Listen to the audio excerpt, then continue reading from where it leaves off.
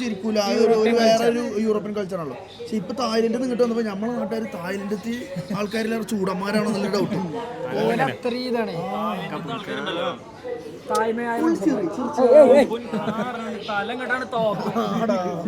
പാവങ്ങളാണ്. അപ്പോൾ എന്തായാലും വ്ളോഗ് വൈൻഡപ്പ് ചെയ്യുകയാണ്.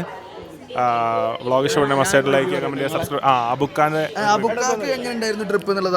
അബുക്ക ഒരുപാട് ഗസ്റ്റുകളെ കൊണ്ടുപോകുന്നതാണല്ലോ. ഞങ്ങൾ എങ്ങനെ ഉണ്ടായിരുന്നു? അപ്പോൾ ആദ്യം തന്നെ വി ആർ റിയലി പ്രൗഡ് ഇങ്ങനൊരു ഗ്രൂപ്പിനെ കൊണ്ടുപോകാൻ പറ്റി എന്നുള്ളതിൽ.